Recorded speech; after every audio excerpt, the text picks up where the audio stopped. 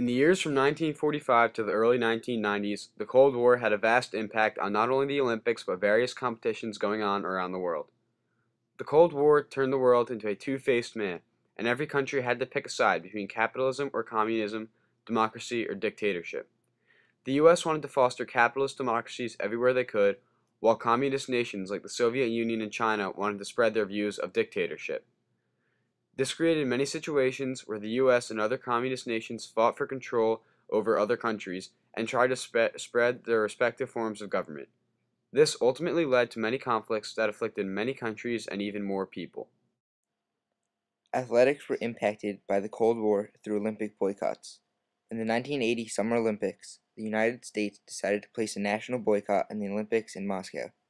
The United States was joined by its capitalist allies, Japan, West Germany, Philippines, Argentina, and Canada.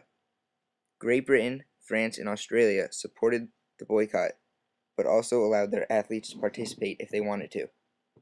The countries that didn't participate were all west of the Iron Curtain, while the participating countries were mostly east of it. The boycott was prompted by the Soviet invasion of Afghanistan in 1979.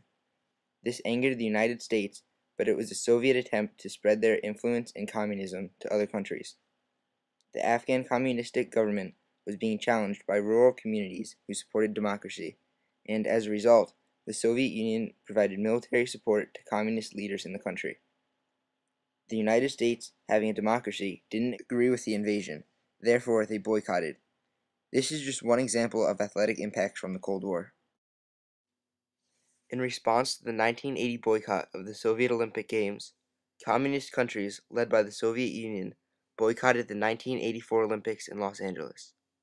During the summer of 1984, East Germany, Czechoslovakia, Poland, Hungary, Cuba, and North Korea, led by the Soviet Union, didn't participate in the Olympic Games. Officially, the countries boycotted because of security reasons, but it was clear to everyone that the action was a way to get back at the capitalists for not showing up to the Olympics in Moscow 4 years earlier. This event is prompted by the Cold War because it displays the capitalist against communist views. In addition to boycotts, there were controversial and impactful events that took place in the 1972 and 1980 Olympics. In 1972, the U.S. played the Soviet Union in the gold medal basketball game. The U.S. was down by 1 with only a few seconds left when a U.S. player got fouled in the act of shooting. He made his first foul shot, and when he was taking a second, the horn sounded from the scorer's table. He made the shot, but the coach argued that it shouldn't have counted, and when the Soviets inbounded the ball, the arguing continued and the clock ran out. They eventually had to replay the last inbound not once but 2 times. When the Soviets won on the third attempt, the U.S. protested by not signing the scoring sheet. They also did not accept their silver medals. This was just an example of the U.S.-Soviet opposition during the Cold War. The hate between the two sides worsened at this time. Also, in 1980, the U.S. played a dominant Soviet Union in a bronze medal hockey game. The Soviets were favored in the game, and it was an all but certain lock against the very young U.S. team. In the third period, the U.S. scored twice to go up by 1 with 10 minutes left. The Soviets became very aggressive but did not manage to score. The U.S. pulled off the improbable victory and went on to win the gold medal game. Not only was this game against the Soviets so important because of what was going on at the time, the win seemed to boost the American morale and lifted American spirits.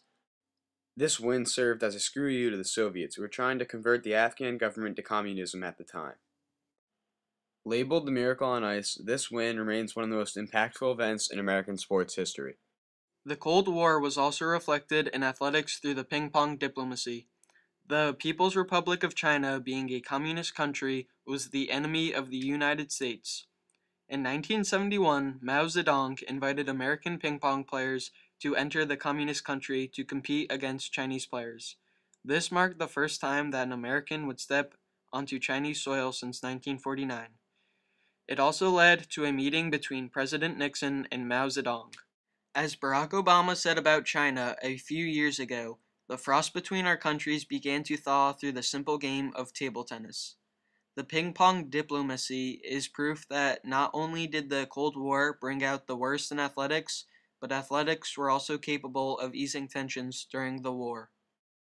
Boycotts, extreme rivalries, and table tennis were all influenced by the Cold War.